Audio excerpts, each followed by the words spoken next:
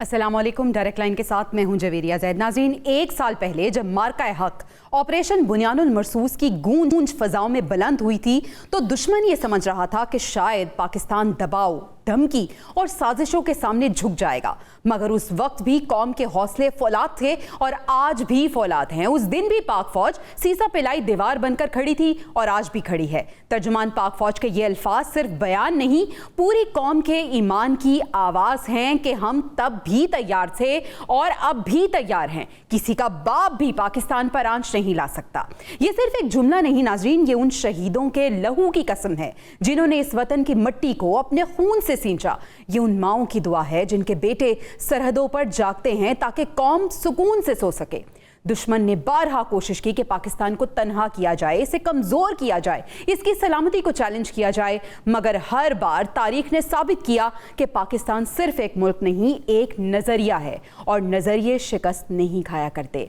आज दुनिया बदल रही है, ताकत के तवाजुन तब्दील हो रहे हैं और इन्हीं तब्दीलियों के बीच पाकिस्तान सिफारती महाज पर ऐसी बुलंद परवाज भर रहा है कि मुखालिफिन की नींदें हराम हो चुकी हैं। अमरीकी कांग्रेस में ईरान अमरीका तनाज़े पर पाकिस्तान के हक में करारदाद का पेश होना सिर्फ एक सिफारती कामयाबी नहीं, बल्कि ये दुनिया की जानिब से पाकिस्तान पर एतमाद का इजहार है। पाकिस्तान को एक काबिल एतमाद सालिस करार देना इस बात का सबूत है कि दुनिया अब इस्लामाबाद को सिर्फ एक रियासत नहीं बल्कि अमन, इस्तेहकाम और दानिशमंदी की अलामत समझने लगी है। और दूसरी तरफ भारत है, कभी खुद को खित्ते का थानेदार समझने वाला भारत आज आलमी सतह पर रुसवाई की तस्वीर बना बैठा है। मोदी सरकार के झूठे दावे, मीडिया का मसनूई गरूर और जंगी जुनून दुनिया के सामने बेनकाब हो चुका है। दुनिया देख रही है कि किस तरह भारत अंदरूनी नफरत, मजहबी इंतहा पसंदी और सियासी इंतकाम की आग में खुद ही जल रहा है। मोदी की सिफारती नाकामियां अब छुपाई नहीं छुप रही। जो भारत खुद को खित्ते का बादशाह समझता था, आज वो आलमी बरादरी में सवालिया निशान बनता जा रहा है। पाकिस्तान ने साबित कर दिया, प्रूव कर दिया कि ताकत सिर्फ हथियारों से नहीं, किरदार से होती है। इज्जत सिर्फ मैशत से नहीं, गैरत से भी मिलती है। और कौमें सिर्फ नारों से नहीं, कुर्बानियों से जिंदा रहती हैं। ये वतन कायम था, कायम है और कायम रहेगा, क्योंकि इसके मुहाफिज सिर्फ सरहदों पर नहीं, हर पाकिस्तानी के दिल में भी बसते हैं। पाकिस्तान जिंदाबाद। इसी के साथ प्रोग्राम के डिस्कशन के सिलसिले को आगे बढ़ाते हैं और अपने पैनल का तारुफ आपसे करा देती हूँ। आज के पैनल में हमारे साथ ब्रिगेडियर रिटायर्ड मसूद खान साहब, डिफेंस एनालिस्ट मौजूद हैं। इसके साथ साथ AVM रिटायर्ड सईद मोहम्मद खान साहब, एक्स एम्बेसडर हैं, हमारे साथ मौजूद हैं। और स्टूडियोज़ में बाबर डोगर साहब ने हमें ज्वाइन किया है। आप तीनों मेहमानों का बहुत शुक्रिया अदा करना चाहूँगी और आगाज़ ब्रिगेडियर साहब मैं आपसे करना चाहूँगी। ब्रिगेडियर साहब, यकीनन मार्का हक पूरी कौम इसको सेलिब्रेट कर रही है, एक साल मुकम्मल हो गया है और पूरी कौम बड़े जोशो खरोश के साथ इस दिन को मना रही है और मनाना चाहिए भी। और हम ये देखेंगे कि आने वाले सालों में भी इस दिन को खूब सेलिब्रेट किया जाएगा। लेकिन सर, आज के दिन कामयाबी के एक साल मुकम्मल होने पर आप क्या समझते हैं कि पाकिस्तान अस्करी मैदान में कहाँ खड़ा है और इस जंग ने दुनिया को क्या दिखाया है कि पाकिस्तान की जो दिफाई सलाहियत है, क्या मैसेज पाकिस्तान ने पूरी दुनिया को दिया है? जी हाँ, बहुत शुक्रिया। देखें कि इस मार्के हक और बुनियानुल मरसूस ने पाकिस्तान की पिछले 78 ईयर्स की हिस्ट्री चेंज कर दी है और इस जंग ने पाकिस्तान ने साउथ एशिया में डायनेमिक्स को चेंज कर दिया है। स्ट्रेटेजिक पैराडाइम शिफ्ट हम लेके आए हैं और एक स्ट्रेटेजिक जो बैलेंस था वो हमने यहाँ पे एस्टेब्लिश किया है। आज साउथ एशिया में हम एक नेट सिक्योरिटी प्रोवाइडर है, नेट सिक्योरिटी स्टेबलाइजर भी हैं, लेकिन ओवरऑल देखा जाए तो हम एशिया के अंदर हमारी इंपॉर्टेंस बन गई है। और फिर हम एक दुनिया हमें देखती है as a peer competitor with India के साथ, और वो ये भी देखती है कि उन्होंने हाइफिनेट कर दिया हमें विद इंडिया के साथ। पहले हम डी हाइफिनेट थे, लेकिन अभी हमारी इंपॉर्टेंस उस लेवल पे आई है। हमारा geostrategic profile that has reason इस मार्के हक की वजह से।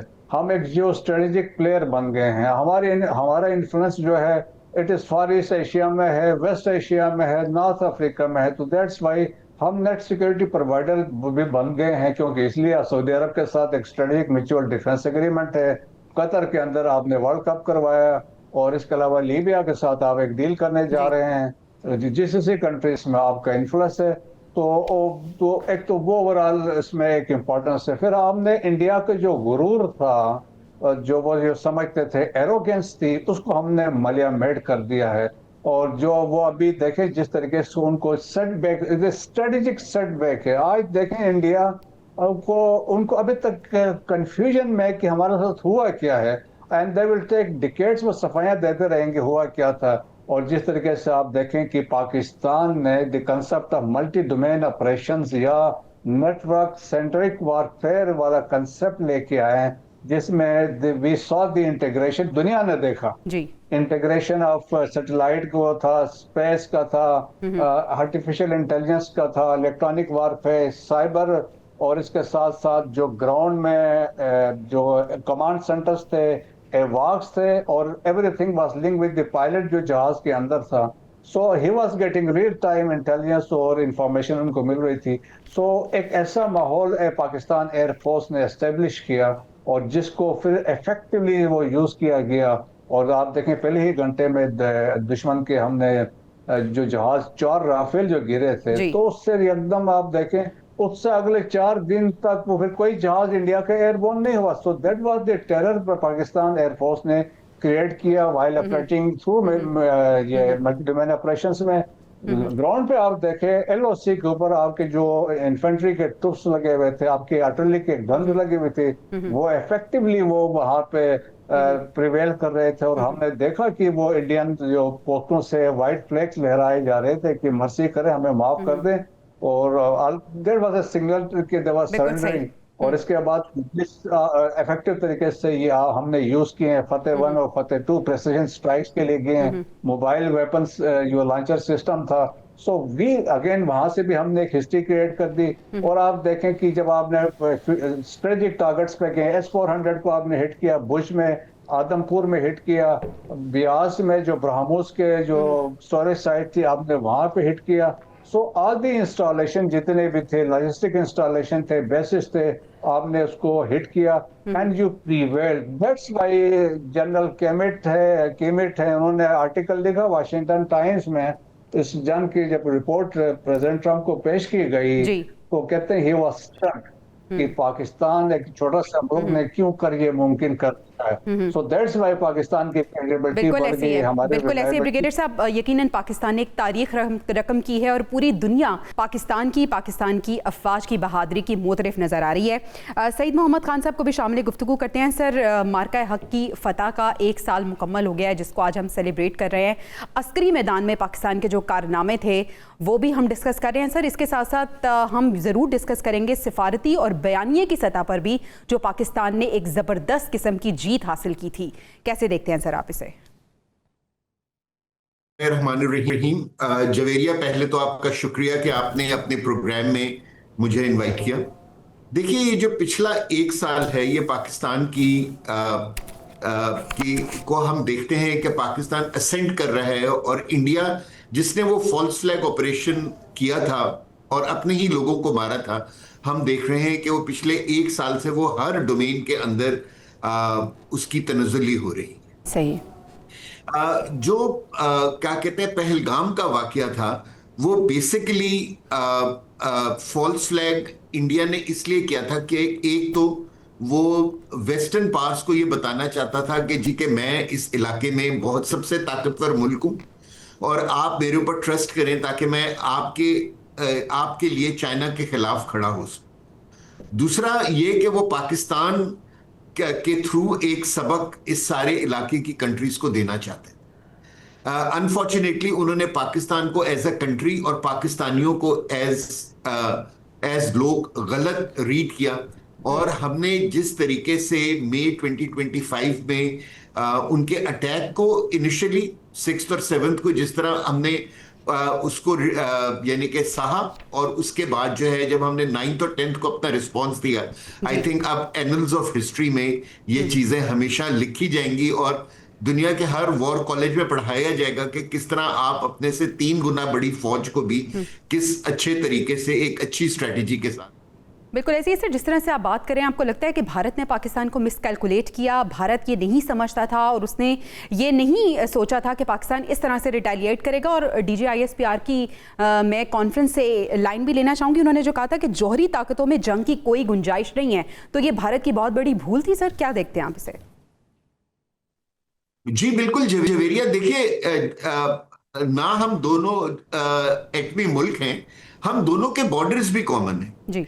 और इसका मतलब यह है कि गॉड अगर सेंट्रल इंडिया से एक मिसाइल फायर होता है पाकिस्तान पे या पाकिस्तान से फायर होता है इंडियन कैपिटल दिल्ली के ऊपर, the time of flight will be somewhere between 3 to 5 minutes.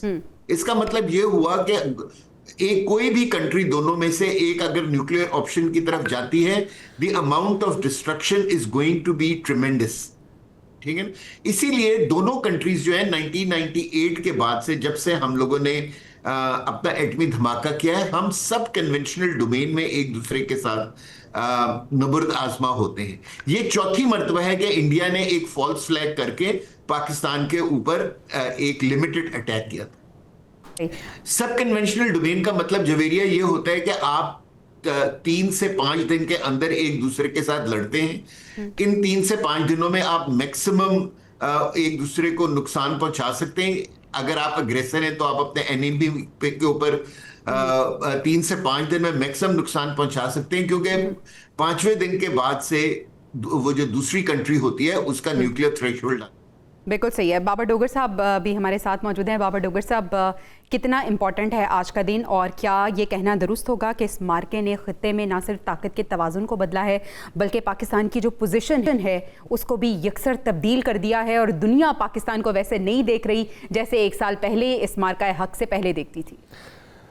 जब ये जंग स्टार्ट हुई उस वक़्त पाकिस्तान इसमें पॉलिटिकली और डिप्लोमेटिकली आइसोलेटेड था दुनिया में, और मोदी साहब ने एक फास्ट फ्लैग ऑपरेशन जो था वो हमारे सिर पर मुसल्लत कर दिया। उसका ख्याल था कि उसके पास ब्राह्मोस है, उसके पास विक्रांत है, उसके पास राफेल हैं, उसके पास S-400 है, दुनिया के लेटेस्ट इक्विपमेंट्स हैं, और वो इलाके का चौधरी है, और पाकिस्तान पे अटैक कर दिया। जिस तरह से पाकिस्तान ने रिस्पॉन्ड किया, और मैं आपको उस वक़्त एक वाशिंगटन न्यूयॉर्क टाइम में एक स्टोरी थी उन दिनों में जब ये अटैक चल रहा था, तो न्यूयॉर्क टाइम ने वहाँ पर इंडियन फॉरेन मिनिस्टर ने वहाँ पर जो एम्बेसीज थी उनके सारे डिप्लोमेट्स को बुलाया और उनको ब्रीफ किया सिचुएशन पे। वहाँ पर न्यूयॉर्क टाइम्स ये लिखता है कि वहाँ पर एक एम्बेसडर थे एक बड़े मुल्क के, उनका ये कहना था कि जो उनको ब्रीफ किया गया उसके मुताबिक पैटर्न, जब वो एविडेंस मांग रहे थे उनको बताया गया कि पैटर्न मिलता जुलता है। ये वो पैटर्न है जो पाकिस्तान से मिलता जुलता है, जो अटैक का पैटर्न है। तो उस एम्बेसडर का ये कहना था कि हैरत है कि इंडिया सिर्फ इस बुनियाद पे कि पैटर्न मिलता जुलता है एक न्यूक्लियर स्टेट पे अटैक करने जा रहा है। बिल्कुल सही। यानी कि दुनिया, पूरी दुनिया को इंडिया कोई एविडेंस नहीं दे सका। सारी दुनिया का मीडिया जो था वो, इंडिया का ये ख्याल था कि मीडिया उसको सपोर्ट कर रहा है, उसका एक बहुत बड़ी फॉलोइंग है दुनिया में, एक बड़ी इकोनॉमी है, एक बड़े उसके इंटरनेशनल वो बड़ा कनेक्टेड है। लेकिन पूरी दुनिया ने जब एविडेंस मांगा तो इंडिया कोई एविडेंस प्रोवाइड नहीं कर सका। उसकी वजह से सारी मीडिया जो था वो इंडिया को उसने सपोर्ट नहीं किया, सारी दुनिया ने इंडिया को सपोर्ट नहीं किया। और उसके साथ जो मोदी का गुरूर था, उसका ये गुरूर था कि उसके पास लेटेस्ट इक्विपमेंट्स हैं, राफेल हैं, और जब पाकिस्तान ने उसको जवाब दिया, जिस तरह से उसके त्यारे राफेल त्यारे, आज कल जो प्रेस कॉन्फ्रेंस में बताया गया कि 8-0 ये रिजल्ट रहा, और सारी दुनिया उसको अप्रिशिएट कर रही है। ट्रम्प बार बार उसको अप्रिशिएट करेंगे किस तरह से पाकिस्तान ने इंडिया को रिस्पॉन्ड किया और उसके 8 त्यारे गिराए। तो इससे पाकिस्तान ना सिर्फ ये था कि पाकिस्तान जो पॉलिटिकली और डिप्लोमेटिकली आइसोलेटेड था, दुनिया में उसका वकार बढ़ा। आप देखें कि उसका सारा जो सिनेरियो था वो चेंज हो गया। आपने सऊदी अरब के साथ वार पैक्ट किया, वार डिफेंस पैक्ट किया, उसके साथ आज जो पाकिस्तान ये इस वक्त जो पाकिस्तान सालिसी कर रहा है, मेडिएटर है, फैसिलिटेटर है, ये भी उसी वजह से है। ये जो पाकिस्तान का आज वकार बना हुआ है, ये 1 साल पहले जिस तरह से पाकिस्तान ने इंडिया को रिस्पॉन्ड किया, जिस तरह से मोदी और भारत के गुरूर जो था उसको तोड़ा, तकब्बुर को तोड़ा, और जिस तरह से एक बड़ी ताकत का गुरूर जो था उसको खाक में मिलाया, सारी दुनिया ने देखा किस तरह से पाकिस्तान ने उसको रिस्पॉन्ड किया। ये सारा कुछ ये आज जो है उसका फल है। डॉक्टर साहब, पाकिस्तान का role as a mediator in between Iran and America, इसको हम डिटेल में डिस्कस करेंगे। ब्रिगेडियर साहब, पाकिस्तान की और अफवाज पाकिस्तान की अगर इस जंग के दौरान हम स्ट्रैटेजी की बात करें तो कितनी मौसर स्ट्रैटेजी अपनाई गई, क्योंकि सर हमें मल्टी डोमेन कामयाबी मिली है। तो अगर हम बात करें बड़ी फ़ौज की, बहरिया की करें हम, और फिर फ़ज़ाइया की बात करें, तो सर इनकी कारकर्दगी और फिर इन सब का एक पेज पर होना और इनकी लीडरशिप का इन सबको एक पेज पर रखना कितना कारगर साबित हुआ? और दूसरी साइड पे आप देखें और बताएं सर हमें कि लैग कहाँ पे था? जी हाँ, देखें, आप जब देखें कि एक पाकिस्तान नेवर एक्सपेक्टेड कि ऐसा ये अल्टीमेटली बाद में तो कंफर्म हो रहा था कि हमला होगा जी। लेकिन जिस तरीके से डिजाइन्स थे, जिस तरह उनकी तैयारियां थी और इसके साथ से तो बट ये था कि देखें कि अफवाज पाकिस्तान में जब हम बात करते हैं तो डिफेंसिव, पहले तो इनिशियली हमने डिफेंस किया और डिफेंड किया अपने आप को, और दैट्स वाई कि जो डिफेंड में हम उनके जहाज गिरा दिए और जिस तरह हमारा रिस्पांस दिया था, और इसके बाद फिर वी लॉन्च ए रीपोस्ट है, जब के बाद से जब हमला जब सारी चीजें सेटल हुई इसके बाद हमने जवाब दिया, और हमारे ऊपर बड़ा प्रेशर था, बड़ा तरह मुस्लिम कंट्रीज का भी था कि आप इसको ना करें, छोड़े, बट स्टिल हमने वो किया एंड प्रिवेल्ड। आप देखें एयरफोर्स तो पाकिस्तान में सेकंड टू नन है और दे हैव एस्टेब्लिश हिस्ट्री, और जिस तरह मैंने कहा मल्टी डोमेन ऑपरेशन में जिस तरीके से कोऑर्डिनेशन हुआ, and the credit goes to the air chief जिसका ये सारा ग्रैंड चाइल्ड और कंसेप्ट था। और इसके अलावा ग्राउंड फोर्सेस की बात करते हैं तो आप देखें कि जिस तरह एलओसी है 700 किलोमीटर की, एलओसी है 193 किलोमीटर की आपकी वर्किंग बाउंड्री है, उस पे जो वाकयात हो रहे थे उस पे पाकिस्तान ने डिफेंड किया और हम प्रिवेल कर रहे थे वहां पे। और इसी तरह आपके जो कन्वेंशनल जो आर्टिलरी डिवीजन के हथियार थे पहले, जो फतेह 1 और फतेह 2, और उसका जो जिस तरीके से हमने इस्तेमाल किया और बड़े इफेक्टिव तरीके से किया, प्रिसीजन स्ट्राइक्स हुए और उसको टारगेट पे हिट हुए। और इसके साथ साथ पाकिस्तान नेवी तैयारी की हालत में थी, और स्पेशली देखें पाकिस्तान नेवी का इतना टेरर था कि INS Vikrant was about 600 miles probably, उससे ज्यादा कल बात कर रहे थे वो जो प्रेस कॉन्फ्रेंस में कि बहुत पीछे चला गया था खौफ के हमारे पाकिस्तान नेवी के। तो पाकिस्तान नेवी भी ready, they were also prepared कि अगर कोई सिचुएशन डेवलप होती तो वो करे। सो मोस्ट इंपॉर्टेंट थिंग इस पूरे में था लीडरशिप का मसला था, जिस लीडरशिप ने इन सबको एक पेज पे रखा, सिनर्जी क्रिएट की, कोऑर्डिनेशन थी, ऊपर से it was the prime minister of the Pakistan जिसकी पॉलिटिकल लीडरशिप थी, और नीचे फील्ड मार्शल आसिम मुनीर थे जिन्होंने इसको एग्जीक्यूट किया। सो मैं ये कहता हूँ उनका ये स्ट्रेटेजिक विजन था, स्ट्रेटेजिक क्लैरिटी थी, और टारगेट्स की सिलेक्शन भी स्ट्रेटेजिक की गई, और जो फैसले जो किए गए तो बेस्ट इंटरेस्ट ऑफ पाकिस्तान थे। और फिर देखिए जिस तरीके से उसका इम्पैक्ट क्रिएट हुआ। फाइनेंशियल टाइम ने एक आर्टिकल लिखा and they describe the personality of field marshal इस वाक़े के बाद, और उन्होंने कहा he is role model of middle power, multi aligner, skipping between Washington to Beijing and Tehran to Riyadh. तो वो एक क्रेडिबिलिटी उन्होंने एक्नॉलेज की इंटरनेशनल, बहुत सारे लोगों ने इस पे पेपर्स ने इस पे लिखा, स्टोरीज की, और तो मेरा ख्याल में वो क्रेडिबिलिटी एस्टेब्लिश लीडरशिप ने की। सिमिलरली एयरफोर्स के चीफ बेसिकली वो खुद कंट्रोल कर रहे थे ऑपरेशन रूम में बैठ के, और ऊपर से ये था कि मैं समझता हूं कि जो पब्लिक की सपोर्ट थी, जो कौम जो थी मुत्तहिद थी अफवाज पाकिस्तान के साथ, झंडे के नीचे खड़ी थी, जब तक कौम साथ ना दे तो मुश्किल होती। तो पाकिस्तान बिल्कुल ऐसे, और ये सारे मुहर्रिकात थे, यही वजह, यही वो फैक्टर्स बने जिनकी वजह से हमने अपने से कई गुना बड़े दुश्मन को इबरतनाक शिकस्त दी है। इसके साथ साथ मैं सईद मोहम्मद खान साहब आपसे कल की DGISPR की प्रेस कॉन्फ्रेंस के हवाले से भी बात करना चाहूँगी। सर कल उन्होंने भारत को ना सिर्फ तनकीद का निशाना बनाया, उनको आईना दिखाया, बल्कि उनको वार्निंग भी दी है, ना सिर्फ भारत को बल्कि उन्हें भी जो भारत के आलाकार बने हुए हैं और भारत के हाथों प्रॉक्सी बने हुए हैं। मैं अफगानिस्तान की बात कर रही हूँ सर। ऑपरेशन गज़वुल हक के हवाले से भी कल बात हुई कि ये ऑपरेशन अभी भी जारी है, और अफगानिस्तान जिस पे बड़े एहसानात हैं पाकिस्तान के, लेकिन अफगानिस्तान भूल गया है। क्या अफगानिस्तान ये भी भूल गया है कि हमने भारत को किस तरह से शिकस्त दी है? तो अभी भी उसे कुछ समझ नहीं आई है, क्या कहेंगे आप? मैं जवेरिया आपसे बिल्कुल एग्री करता हूं। जो हम आजकल कर रहे हैं हमें ये 3 साल पहले कर देना चाहिए था, लेकिन क्योंकि अफगानिस्तान हमारा ब्रादर मुस्लिम मुल्क है और हम सब के दिल जो हैं अपने मुसलमान भाइयों के लिए धड़कते हैं, हमने हमेशा उनके खिलाफ कोई स्ट्रिक्ट एक्शन लेने से हमेशा गुरेज किया। हम में से अफगानियों को यह भी नहीं भूलना चाहिए कि क्या कहते हैं कि जो इस दुनिया में सबसे ज्यादा अफगानियों की मेहमानदारी पाकिस्तान ने की जी। ऑलमोस्ट 40 इयर्स के लिए, और तकरीबन 50 लाख अफगानी जो हैं वो हमारे मेहमान रहे। सो जब उन्होंने तहरीक तालिबान पाकिस्तान और BLA को पनाह दी और इन दोनों ऑर्गेनाइजेशंस ने इंडिया से पैसा लेके उनकी सरजमीन हमारे खिलाफ इस्तेमाल की, तो हमने हर तरीके के जराए को इस्तेमाल करके हमने वहां की इंटरिम गवर्नमेंट को कहा कि जी कि आप इन लोगों को कंट्रोल करें। लेकिन इनिशियली प्रॉब्ली उनको हमारी बात समझ में नहीं आई, इसलिए पाकिस्तान को एक हार्ड स्टेट का रोल अदा करना पड़ा।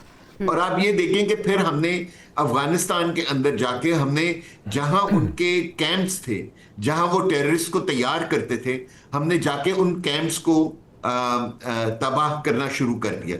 और अल्हम्दुलिल्लाह मेरा ख्याल हमारी ये स्ट्रैटेजी इतनी कामयाब रही कि मई 2025 में हमने इंडिया को हराया, और अब आप देखें कि अल्हम्दुलिल्लाह पिछले 2-3 महीने से पाकिस्तान में कितना सुकून है। टेररिस्ट एक्टिविटीज ऑलमोस्ट जीरो के ऊपर आ चुकी हैं, और ये सिर्फ इस वजह से है कि हमारी मिलिट्री लीडरशिप ने एक बहुत स्ट्रॉन्ग स्टांस लिया और कहा कि इनफ इज इनफ, एंड अब हम पाकिस्तान के अंदर एक भी लाश गिरने नहीं देंगे उन तखरीबकारों के हाथों जो कि अफगानिस्तान। बाबर डोगर साहब, ऑपरेशन गज़बुल हक के हवाले से मैं आपसे बात करना चाहूँगी। कल DG ISPR ने भी वाज़े तौर पे कहा है कि दहशतगर्दी में नुमाया कमी आई है और ये ऑपरेशन अभी भी जारी है। आप क्या समझते हैं, इस ऑपरेशन का होना कितना ज़रूरी था? और अफगानिस्तान जो भारत का अलाकार बना हुआ है, भारत की प्रॉक्सी बना हुआ है, क्या उन्हें समझ आएगी कि पाकिस्तान ने भारत को जिस तरह से नाको चने चबवाए हैं, तो अफगानिस्तान उसके सामने क्या है? जी बिल्कुल, अफगानिस्तान ने उन जो लीडरशिप है उन्होंने देखा कि किस तरह से पिछले साल पाकिस्तान ने अपने कई गुना बड़ी ताकत जो थी उसको हराया, उसको एक इबरतनाक शिकस्त दी। अब इशू ये है कि पाकिस्तान एक ऐसी पॉइंट पे हम चले गए हैं जहाँ पे हमारे पास दूसरा कोई ऑप्शन नहीं है। पाकिस्तान ने डिप्लोमेटिकली इस मसले को हल करने के लिए बड़ी कोशिश की। हमने कतर और तुर्की के ज़रिए से मुज़ाकरात किए, डायलॉग किए, बार बार उनको कन्वे किया गया कि किसी तरीके से पाकिस्तान के अंदर जो दरअंदाजी हो रही है, पाकिस्तान के अंदर जो दहशतगर्दी हो रही है, वहाँ पर जो दहशतगर्द हैं उनको रोका जाए, कर्टेल किया जाए, BLA और TTP जो है इनको वहाँ पर ऑपरेट करने से रोका जाए। हमने चाइना की मदद से बड़ी एफर्ट की, डिप्लोमेटिकली जितने भी ऑप्शन थे पाकिस्तान ने सारे इस्तेमाल किए कि इस मसले को पुरअमन तरीके से हल कर दिया जाए।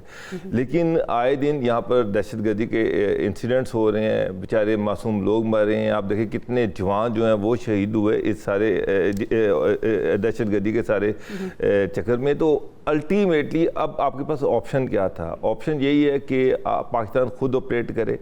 इसमें तो कोई शक नहीं है कि अफगानिस्तान में जो तालिबान गवर्नमेंट है, जिस तरह से वो इंडिया के से पैसे ले रही है और वहाँ पर TTP और BLA को सपोर्ट कर रही है, वहाँ पर उनके कैंप्स हैं, वहाँ पर उनको ट्रेनिंग दी जा रही है, इंडिया उनको वहाँ पर असला दे रहा है, उनको वहाँ पर सारी इंफॉर्मेशन दी जा रही है और वहाँ से वो पाकिस्तान पे ऑपरेट कर रहे हैं।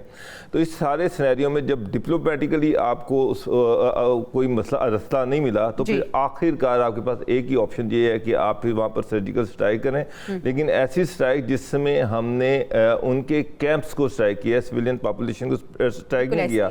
पाकिस्तान ने कोई ऐसी चीज़ नहीं की जिससे कि कोई वायलेशन को कंसिडर किया जाए।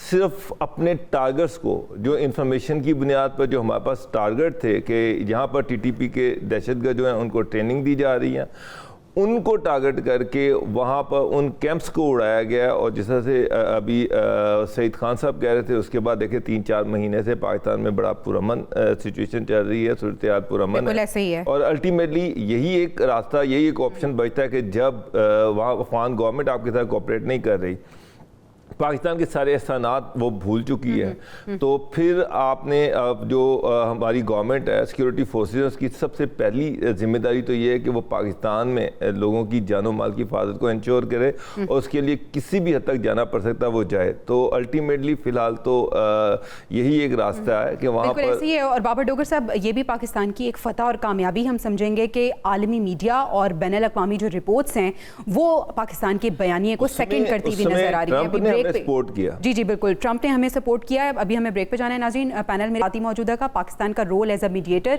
इन बिटवीन ईरान एंड अमेरिका, वो कैसे पूरी दुनिया देख रही है और कितना इंपॉर्टेंट है ये, और पाकिस्तान का कद, पाकिस्तान का जो चेहरा है वो किस तरह से रोशन हुआ है मजीद पूरी दुनिया के सामने, इसको डिस्कस करेंगे अपने पैनल के साथ। Stay with us. Welcome back नाज़रीन। अमरीकी कांग्रेस में पाकिस्तान के हक में बड़ी करारदाद पेश की गई है। ईरान अमरीका तनाज़े में काबिल एतमाद सालिस करार दिया जा रहा है पाकिस्तान को। ब्रिगेडियर साहब, कितनी बड़ी सिफारती कामयाबी समझते हैं आप, और क्या ये कहना दुरुस्त होगा कि ये पूरी दुनिया का एतमाद का इजहार है पाकिस्तान पर? जी हाँ, बिल्कुल। देखिए, मेरे ख्याल में कि हम पाकिस्तान एक तारीखी हैसियत में आ चुका है, और स्पेशली मैं नहीं देखता हूँ कि पिछले 78 ईयर्स में ऐसा हुआ होगा, और स्पेशली कि यूएस कांग्रेस में एक ऐसी रेजोल्यूशन पास की गई है जिसमें पाकिस्तान को अप्रिशिएट किया जा रहा है, एक्नॉलेज किया जा रहा है, और उनके एडमिनिस्ट्रेशन बराबर, और इवन आज भी प्रेसिडेंट ट्रंप ने बात की है, पाकिस्तान की बात की है, पाकिस्तान की लीडरशिप की बात की है, प्राइम मिनिस्टर की बात की है, फिर माशरा से मुनीर की बात की। सो मैं इसीलिए कह रहा हूँ, पाकिस्तान की जो रेलेवेंस बन गई है, जो क्रेडिबिलिटी बन गई है, देखें ना कि हमने कन्वेंशनली एक अपने आप को साबित किया कि हम एक नेट सिक्योरिटी प्रोवाइडर हैं, स्टेबलाइजर भी हैं, और दुनिया ने एक्नॉलेज किया। दुनिया देखे एक्नॉलेज उन्हीं को करती है जब आप अपने आप को साबित करते हैं, बहादुरी दिखाते हैं। तो दैट इज वन थिंग। और साथ ही आप जियो स्ट्रेटेजिक, आप जब नेगोशिएशन में इन्वॉल्व हो गए मीडिएटर के तौर पे, जबकि आपके पास ट्रस्ट सबका है, अमेरिका का भी ट्रस्ट है, ईरान के भी आप पे ट्रस्ट है, जीसीसी कंट्रीज का आप पे ट्रस्ट है, दुनिया के तमाम ममालिक पाकिस्तान पर ट्रस्ट कर रहे हैं। तो मेरे ख्याल में दैट इज द एक्नॉलेजमेंट है, और पाकिस्तान के लिए बड़ा एक किस्म की ट्रिब्यूट है, और कि पाकिस्तान का जो किरदार ये सामने आया है, और यकीनन देखेंगे कि आगे जो होगा पाकिस्तान, तो ये मजीद इसमें पाकिस्तान के लिए जो किरदार होगा ये मजीद बढ़ता जाएगा। और पाकिस्तान दुनिया के मुख्तलिफ ममालिक में जो मसला है, अभी लेबनान वाले भी रिक्वेस्ट कर रहे थे, या बाकी जो खिते में है, स्पेशली जीसीसी कंट्रीज में जो अभी एक रिफ्ट और रैप्चर हमें नजर आ रहा है, इन तमाम ममालिक में पाकिस्तान चाहता है, देखा ओवरऑल पाकिस्तान के क्या था इसमें कि peace and stability in Middle East है, जीसीसी कंट्रीज के साथ चाहता है कि ईरान और जीसीसी कंट्रीज के आपस में कोई कन्फ्रंटेशन मजीद ना हो। So that is the sole objective था जो इसमें पाकिस्तान कामयाब हुआ। ये बात साबित कर रही है कि आलमी सिफारतकारी में पाकिस्तान ने अब अपनी जगह बनाई है और एक स्टैंड कर रहा है, और पूरी दुनिया पाकिस्तान की अहमियत को देख रही है। सईद मोहम्मद खान साहब, यही सवाल मैं आपके सामने रखना चाहूँगी, पाकिस्तान के किरदार को एज अ मीडिएटर आप किस तरह से देख रहे हैं, और पाकिस्तान ने जो भरपूर सिफारतकारी की है, आपकी नज़र में आपको लगता है कि ये जो कॉन्फ्लिक्ट है इन बिटवीन ईरान और अमेरिका, पाकिस्तान जो है इसे रिजॉल्व करने में कामयाब हो जाएगा? इसमें तो कोई शक नहीं है जवेरिया कि इस वक्त पाकिस्तान दुनिया का वो वाहिद मुल्क है जिसकी दुनिया का हर मुल्क सिवाय 2-3 के सब तारीफ कर रहे हैं, और वो 2-3 वो हैं जो कि क्या कहते हैं एंटी मुस्लिम और इंडिया के दोस्त।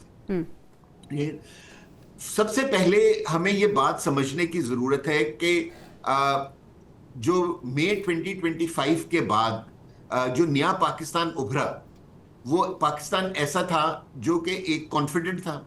दुनिया ने उसकी मिलिट्री कैपेबिलिटी को अप्रिशिएट किया, उनको रियलाइज ये हुआ कि ये इतना रिस्पॉन्सिबल मुल्क है कि ऑल्दो ये जंग जीत रहे थे, लेकिन जब प्रेसिडेंट ट्रंप ने कहा कि जी कि ये हम अपने ऑफेंसिव को रोक दें, तो ऑल्दो अगर हम चाहते तो हम इंडिया को बहुत ज्यादा इससे नुकसान पहुंचा सकते थे जो हमने 10 तारीख को पहुंचाया, लेकिन हमने एज ए रिस्पॉन्सिबल कंट्री हम फौरन रुक गए, और हमने एस्केलेशन लेडर पर हम ऊपर नहीं गए, और हमने इंडिया में कोई नॉन मिलिट्री टारगेट हिट नहीं किया। जब दुनिया ने देखा कि पाकिस्तान तो इतना रिस्पॉन्सिबल मुल्क है, तो उनको ये एहसास हुआ कि इस इलाके के अंदर अगर हमने स्टेबिलिटी लेकर आनी है, जो कि एक वर्ल्ड पार की रिक्वायरमेंट होती है, तो हमें इंडिया के बजाय पाकिस्तान पे ट्रस्ट करना चाहिए। और जब ईरान और अमेरिका की जंग हुई, तो पाकिस्तान वो वाहिद मुल्क था जिसका ना सिर्फ इन दोनों कंट्रीज के कैपिटल में,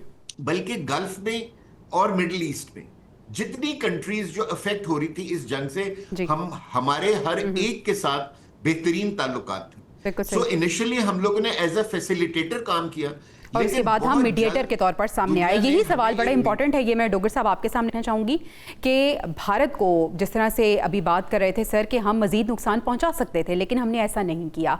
और सर अभी भी जो हम जंग रुकवाने की बात कर रहे हैं तो पूरी दुनिया को ये मैसेज जा रहा है कि हम पीस में करें, हम पीस चाहते हैं, हम जंगें नहीं चाहते, हम लड़ाई झगड़े नहीं चाहते और हम अमन फैलाना चाहते हैं। क्या कहेंगे आप? मुस्बत पैगाम पाकिस्तान दे रहे हैं हमेशा। देखिए, आज से 8-10 साल पहले जिस तरह से पाकिस्तान का जो इमेज था इंटरनेशनली वो आपके सामने है। पाकिस्तान पॉलिटिकली डिप्लोमेटिकली आइसोलेटेड था, इसमें कोई शक नहीं है। इंडिया जो था वो बार बार पाकिस्तान पर एक दहशतगर्द स्टेट के तौर पर पाकिस्तान को दुनिया में बदनाम कर रहा था। और आज आप 2026 में आप देखें कि सारी दुनिया पाकिस्तान को अप्रिशिएट कर रही है as a facilitator, as a moderator, और भारत मुँह छुपाए फिर रहा है। और सारी दुनिया अब जिस तरह से AI ग्रीन जो कांग्रेसमैन है उन्होंने ये एक राहदार जो है रेवोल्यूशन जो है वो दी है, और उसमें उन्होंने ये भी जिक्र किया है कि पाकिस्तान को जो मुश्किलात पेश आ रही हैं, जिस तरह से शहरों में बंदिश हुई और जो सब कुछ है, इसके बावजूद लिमिटेड रिसोर्सेज के बावजूद पाकिस्तान इतनी बड़ी एक चीज़ कर रहा है कि यहाँ पर मीटिंग करवाई जा रही है। आज मैं अभी पढ़ा था वॉल स्ट्रीट जर्नल में एक ख़बर थी कि नेक्स्ट वीक में उन्होंने ये क्लेम किया कि नेक्स्ट वीक में फिर इस्लामाबाद में अमेरिकन्स और ईरानियंस की मुलाकात होने जा रही है, मीटिंग हो रही है। यानी कि आज जिस मार्को रूबियो ने कहा कि आज ईरान ने अपना जवाब देना था, तो उसके बाद जो अमेरिकन अखबारात हैं वो ये एक्सपेक्ट कर रहे हैं कि अगले हफ्ते कोई मीटिंग एक्सपेक्ट की जा रही है। Despite of all the chaos Donald Trump भी कह रहे हैं ना कि वो ऑप्टिमिस्टिक हैं कि मुज़ाकरात हो जाएंगे। जी बिल्कुल, चंद एक इश्यूज रह गए हैं और आज जो ईरान का जवाब आएगा उस पर उम्मीद ये की जा रही कि इसके बाद एक मीटिंग होगी इस्लामाबाद में। तो ये भी एक रिकग्निशन है कि इसके बावजूद एक ऐसा टाइम आया कि ऐसे लग रहा था कि मुज़ाकरा ख़त्म हो गए, जंग दोबारा रिज्यूम हो जाएगी। लेकिन आप पाकिस्तान की जो लीडरशिप है, फील्ड मार्शल और प्राइम मिनिस्टर जो हैं वो मुसलसल ईरान के साथ कनेक्टेड हैं, अमेरिका के साथ कनेक्टेड हैं। पाकिस्तान ने ये जो हॉल्ट किया, पॉज किया जो ऑपरेशन को अमेरिका ने, वो भी ट्रंप ने खुद कहा कि उन्होंने पाकिस्तान के प्राइम मिनिस्टर और फील्ड मार्शल के कहने पे उस ऑपरेशन को होल्ड किया, उसके साथ साथ पॉज किया। उसके साथ साथ उन्होंने ईरानियन जो शिप पकड़ा था उसके जो कैदी थे वो भी पाकिस्तान के हवाले किए पाकिस्तान के कहने पे। तो ये जो पूरी सिचुएशन चल रही है इस पे हम डिटेल में बात करेंगे। अभी मुझे सईद मोहम्मद खान साहब शुक्रिया अदा करना है, अब ब्रेक पे भी जाना है। ब्रेक से वापस आएंगे तो नाजरीन ये हम बात करेंगे, पैनल बाकी हमारे साथ मौजूद होगा कि आखिर मुज़ाकरात को जो ऊंट है वो किस करवट बैठेगा। Stay with us. Welcome back नाजरीन। जो ईरान और अमेरिका के दरमियान मुज़ाकरात हो रहे हैं, ब्रिगेडियर साहब मैं आपसे ये जानना चाहूँगी, समझना चाहूँगी कि आपको लगता है कि डोनाल्ड ट्रंप जिस तरह से पुरुमीद हैं कि हालात बेहतरी की तरफ जा रहे हैं, और मार्को रूबियो ने भी कहा है कि आज तक ईरान की तरफ से जवाब आ जाना चाहिए, तो मामलात सेटल होते हुए आप देख रहे हैं? ये लाइकली है, क्योंकि उसमें मेरे ख्याल में जो कोशिश की जा रही है कि जो न्यूक्लियर इश्यू है कि उसको बाद में डिस्कस किया जाए, और तो उसमें भी कुछ पॉइंट्स दिए गए हैं जिसमें अमेरिकन चाहते हैं कि इसको इस तरीके से हम एग्जीक्यूट करना चाहते हैं। अदरवाइज जो 14 पॉइंट्स थे जो अमेरिका की तरफ से आए हैं, और जिसमें वही जो पॉइंट्स ईरान के भी पॉइंट्स थे उसमें वो शामिल किए गए हैं, और वो 14 पॉइंट्स है जो 1 पेजर MOU होगा जिसमें हॉस्टिलिटीज को बंद करना है, स्ट्रेट ऑफ हॉर्मुज को खोलना है, और इसके साथ साथ बातचीत को आगे लेके चलना है, सैंक्शंस को रिलीव करना है, कुछ जो एसेट फ्रीज हुए हैं उनको रिलीज करना है, और इसके साथ साथ एक इसमें इम्पोर्टेंट चीज़ ये डाली गई है कि अगर चीज़ें एस्टेब्लिश होती हैं कि United states retains the power कि वो किसी वक्त अपना प्रेशर जो है वो री इम्पोज कर सकता है जी। तो जनरली देखा जाए तो जो ईरान ने भी पॉइंट्स दिए थे वो बड़े फ्लेक्सिबल थे, और अभी भी जो पॉइंट जो 14 अभी सर्कुलेट हो रहे हैं जो रिपोर्टेडली हैं, तो उसमें भी एक्सेप्टेबल पॉइंट्स है सबके लिए, क्योंकि ईरान चाहता था कि न्यूक्लियर बाद में हो, तो न्यूक्लियर की बातचीत वो बाद में लेके गए, probably it is with in 1 month, उसके बाद उस पर बातचीत शुरू होगी। बिल्कुल सही है। बाबर डोगर साहब, तजावीज़ का पॉइंट्स का एक्सचेंज हो रहा है पाकिस्तान के थ्रू, क्या समझते हैं आप, कौन से पॉइंट्स ऐसे हैं जो अभी रुकावट बने हुए हैं और जिन पे अभी सेटलमेंट होना बाकी है, और आने वाले दिनों में आपको उम्मीद है, आपको लगता है कि सेटलमेंट हो जाएगी? पहले वो पॉइंट्स जो रुकावट बने हुए हैं। देखें, अगर आप अमेरिकन मीडिया को फॉलो करें तो वहाँ पर जो स्टोरीज आ रही हैं, जिस तरह से न्यूयॉर्क टाइम ने आज एक स्टोरी दी है जिसमें बड़ा वाज़ेह तौर पर उन्होंने कहा है कि ईरानियन जो क्लोज हैं who are privy to the developments, उन्होंने उनको बताया कि जो एनरिच यूरेनियम है उस हवाले से 2-3 इश्यूज हैं जिस पे डिबेट होनी है। उसमें पहली बात तो ये है कि ईरान ये चाह रहा है कि ये जो एनरिच यूरेनियम है वो किसी तीसरे फ्री के हवाले कर दी जाए। वैसे वो तैयार है कि उसको रशिया के हवाले कर दिया जाए, लेकिन अमेरिकन प्रेशर ये है, अमेरिकन डिमांड ये है कि वो एनरिच यूरेनियम अमेरिका के हवाले की जाए। इस हवाले से कुछ निगोशिएट हो सकता है, बातचीत हो सकती है। फिर टेन्योर जो ड्यूरेशन है कि 20 साल तक वो यूरेनियम को एनरिच नहीं करेगा, उस पे वो ये चाह रहे हैं कि उसको 20 साल को 10 साल का टाइम कर दिया जाए बजाय 20 साल के। तो ये 2-4 पॉइंट है जिस पे बात हो रही है, लेकिन चीज़ें पॉजिटिवली आगे बढ़ रही हैं। जिस तरह से अभी ये जो झड़पें हुई हैं हुरमुज़ पे, तो उस पर आप ट्रंप की स्टेटमेंट्स देख लें। बड़ी उन्होंने एक दफ़ा तो कहा कि ये बड़ा ट्राइफल इशू है, फिर ये भी कहा कि जी ये लव टैप है, ये कोई ऐसी चीज़ नहीं है। ईरानियन भी उन्होंने इस हवाले से मुज़ाकरात के हवाले से कोई नेगेटिव बात नहीं की, लेकिन वो प्रोटेस्ट करें कि जी सीज़ फायर के दौरान अमेरिका जो है ऐसी टाइम में जब चीज़ें पॉजिटिवली आगे बढ़ रही हैं तो अमेरिका ने फिर ये झड़पें कर रहा है। लेकिन वो वाला स्टैंड नहीं है कि जी हम बात नहीं करेंगे, हम चीज़ों को आगे नहीं लेके जाएंगे। चीज़ें पॉजिटिवली आगे चल रही हैं। और मैंने अभी आपसे कहा वॉल स्ट्रीट जर्नल ने तो यहाँ तक लिख दिया कि अगले हफ्ते इस्लामाबाद में मुज़ाकरात होने जा रहे हैं। अच्छा। तो लग रहा है कि चीज़ें पॉजिटिवली आगे जा रही हैं। बिल्कुल सही है सर। आखिर में मैं आपसे यही जानना चाहूँगी कि पाकिस्तान का इसमें कितना बड़ा किरदार होगा और अगर मामलात बेहतर हो जाते हैं तो कितनी बड़ी पाकिस्तान की कामयाबी होगी? देखें, इस्लामाबाद में मुज़ाकरात हो रहे हैं, पाकिस्तान निगोशिएट कर रहा है। अभी ये जो पॉज किया है अमेरिका ने अपना वहाँ पे ऑपरेशन हुरमुज़ में, वो भी पाकिस्तान के कहने पे किया। उसके बाद ईरान के जहाज़ वापस किए, ईरान के जो कैदी थे वो वापस किए। तो पाकिस्तान पॉजिटिवली, पाकिस्तान की बड़ी ज़बरदस्त कॉन्ट्रीब्यूशन है। ये आसान काम नहीं है कि एक तरफ आपने सऊदी अरब को भी इत्मीनान में लिया, ईरान के साथ भी अच्छे ताल्लुकात हैं, अमेरिका के साथ भी, चाइना के साथ भी। ये जो सारे स्टेक होल्डर्स हैं, दुनिया में इस वक्त कोई ऐसा मुल्क नहीं है जो ये रोल प्ले कर सकता है जो पाकिस्तान कर रहा है। ये अगर जंग बंद होती है तो इसका वाहिद ओनली क्रेडिट जो है वो पाकिस्तान की लीडरशिप को, इसके अलावा किसी और को ये क्रेडिट मिल नहीं सकता कि ये बड़ा मुश्किल काम था, ये बहुत मुश्किल काम था और ये डिप्लोमेसी की इंतहा है जो पाकिस्तान की लीडरशिप ने बिल्कुल सही। पाकिस्तान ने जो काम कर दिखाया है वो यकीनन कोई और नहीं कर सकता था। ये पाकिस्तान ने किया। आखिर में यही कहेंगे, पाकिस्तान जिंदाबाद, पाकिस्तान पाइंदाबाद। मेहमानों का शुक्रिया अदा करना चाहूँगी। इंशाल्लाह आपसे अगले हफ्ते मुलाकात होगी। लानी के बाद।